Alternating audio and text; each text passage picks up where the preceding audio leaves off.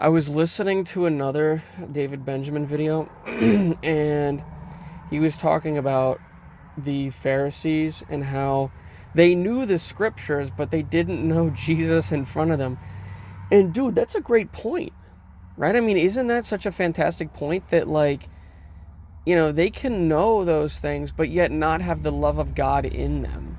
And that's sort of actually the exact same issue that I was in for whatever 2 years of my life, I think it was.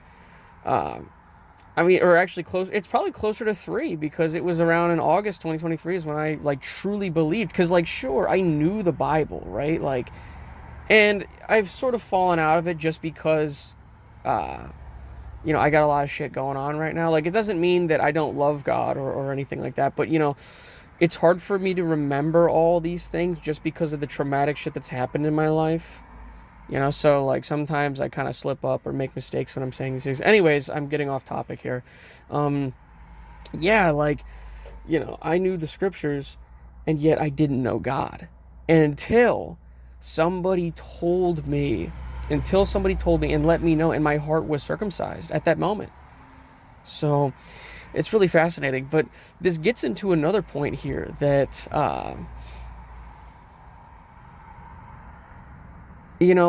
the Bible is just a book. I find it funny that there are Christians that are like, they're way too obsessed with, I don't want to say the book because that's not necessarily a bad thing, but they're obsessed with like a fucking book, man. They're not obsessed with the guy.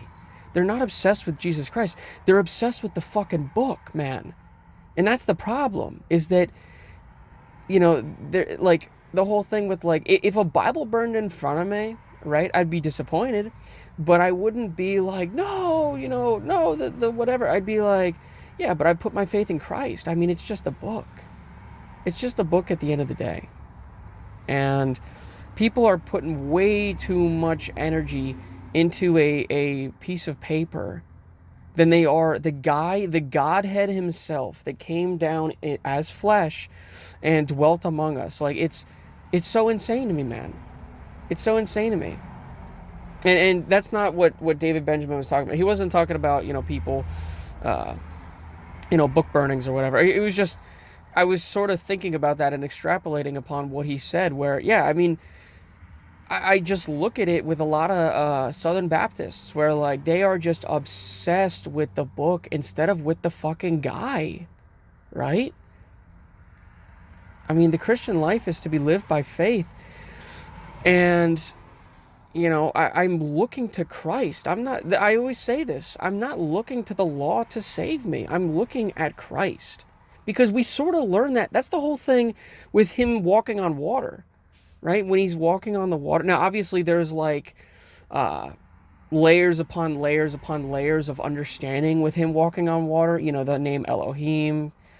You can look up at ancient Hebrew for that. It's really interesting. Look up ancient Hebrew Elohim, and you can sort of decipher by reading from right to left what it means about the waters and everything. Anyways, um, yeah, Jesus is standing on the water, and he does not look away. Now, I do not remember. This is the problem here because my memorization skills fucking suck.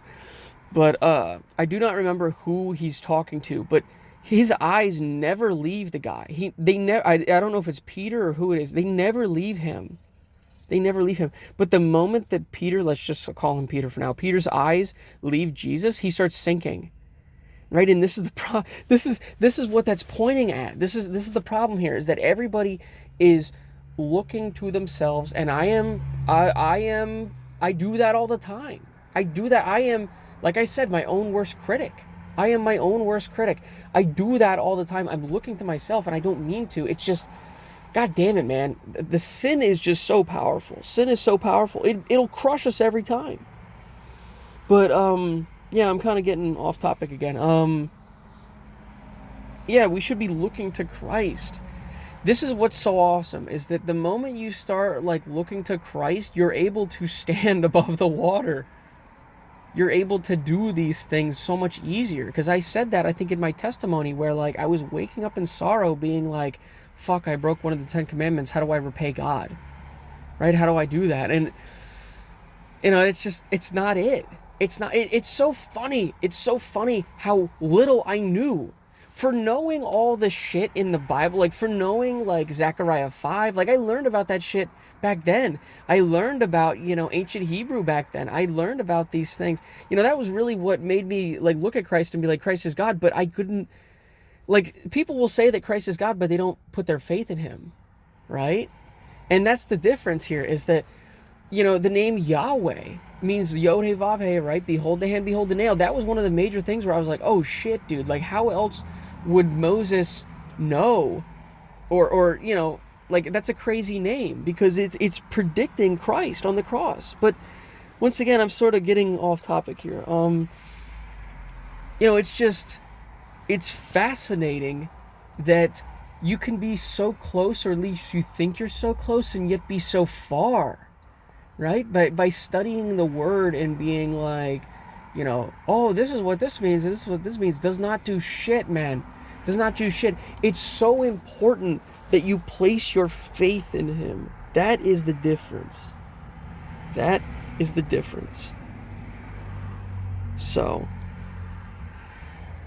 you know, instead of just looking at the book won't save you. The man will, right? And everything was made through him. I said this in the Trinity video, where like it's literally like a video game.